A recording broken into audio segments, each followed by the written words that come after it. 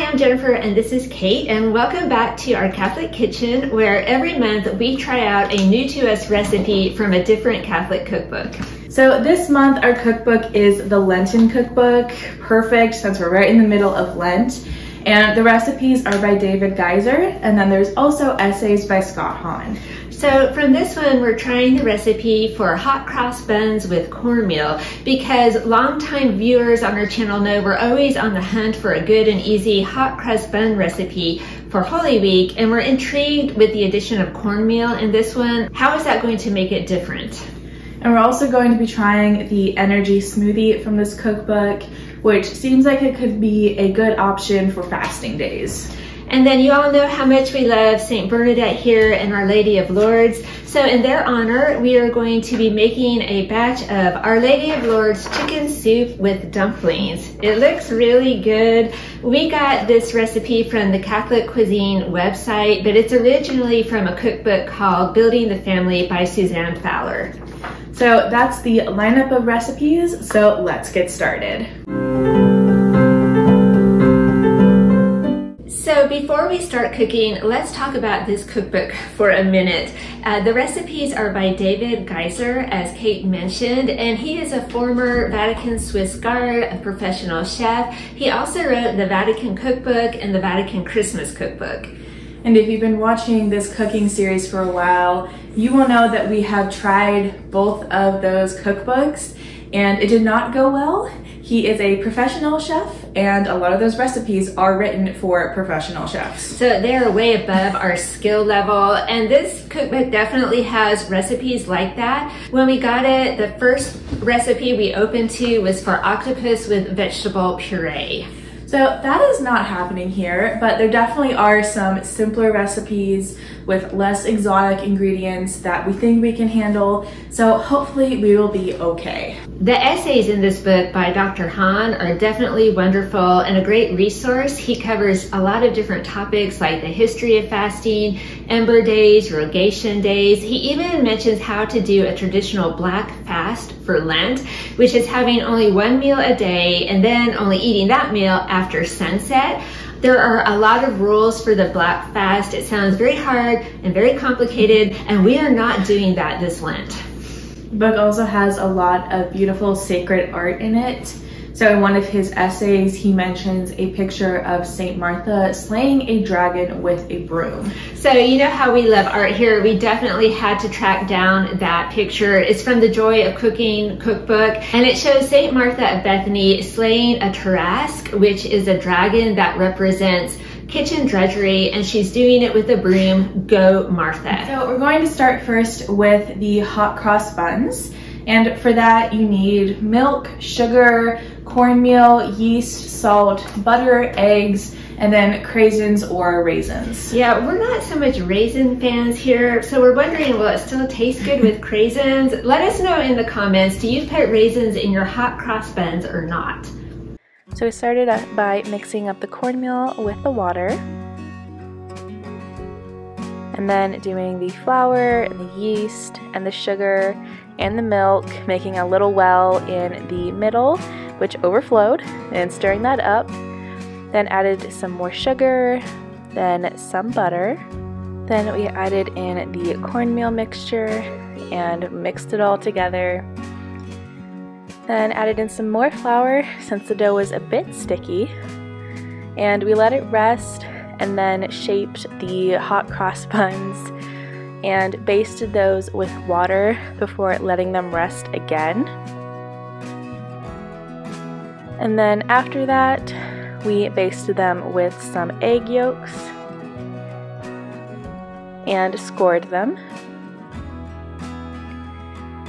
And then we stuck those in the oven, and this is the final result. So now moving on to the soup. For that you need chicken, milk, flour, sugar, carrots, bay leaves, salt and pepper, an onion, butter, chicken bouillon, baking powder, garlic salt, and then parsley, which we don't have, so we're going to sub in this Italian seasoning. It seems like a lot of ingredients, but the recipe looks pretty simple and straightforward, and hopefully it's going to be really good. So we started by cooking up our chicken in a little oil, and then cut up the carrots, added the onion in and the carrots in, and then the water. Then we diced up some celery and put that into the pot, and added salt and pepper, some bay leaves. Then we did the flour in a different bowl with baking powder and baking soda and the Italian seasoning for the dumplings. Then whisked that up. Then we took some butter and cut that in with the pastry cutter. Then added in some milk, mixed it with a fork, and then made the little dumplings and put those right on top.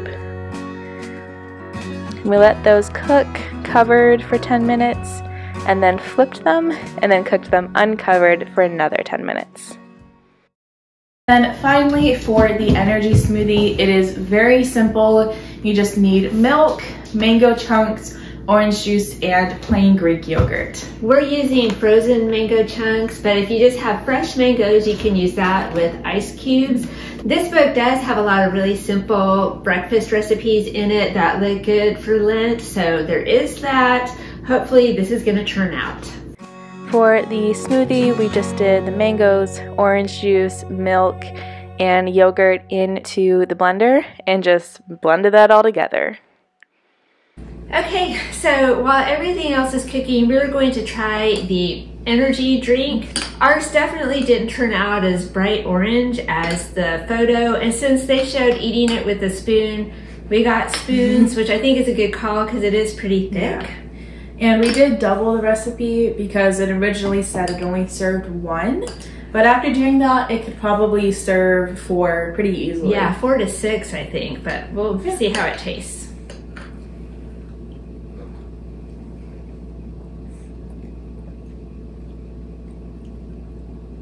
Very strong on the orange juice. Not very sweet.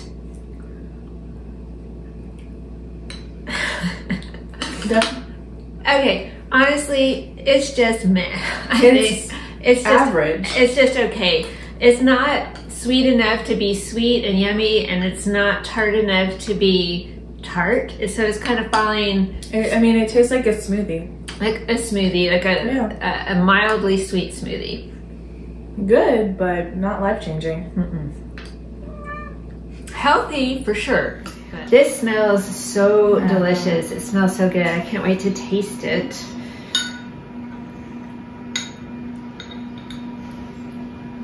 It's hot. Very hot. Ooh, that's good. Yeah. Oh, wow. This is so good. You want to go to Catholic Cuisine right away and print out this recipe and make it because it is 5-star. I think this is one of the best recipes we've tried on our channel in a long time. Absolutely. Okay, so here we are with the hot cross buns. And it said to cook for 30 minutes, but it's been 15 minutes and they're as done as they need to be, I think. So our oven. Yeah. Always an overachiever. All right.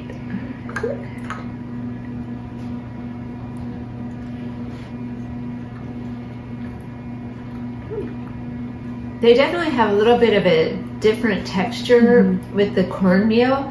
And I think if you put raisins or craisins or something in it, it would add a nice touch of sweetness. Yeah, but clearly we didn't. We opted out of that one. But I think it could work. Our boys don't like raisins or craisins in their baked goods. You could also drizzle this with a little honey. Maybe not on Good Friday, but I don't know. It's pretty good. Yeah. All right, so I think we definitely had a clear winner, and that was the dumpling soup. Just so good. Yes, like we said, this is probably the best recipe we have tried in months. So good. And then in second place, the hot cross buns. Hot cross buns. If you like cornbread, this is a little bit like cornbread meets hot cross buns.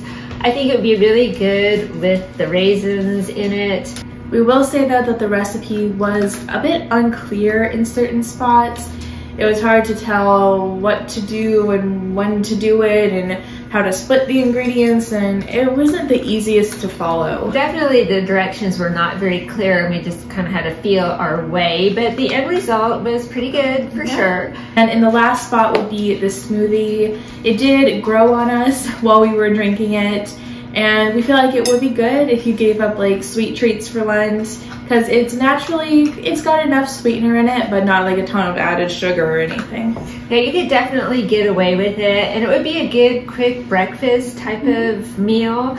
So I think, you know, when we saw this cookbook, we focused on the Hahn part and didn't realize that David Geisser is our old friend from the Vatican Cookbook. Oh my goodness. We haven't always met under pleasant circumstances with recipes from this chef. However, there are definitely easier ones in here. There's potato soup and there's a corn chowder. So there's definitely stuff in this book that you can make.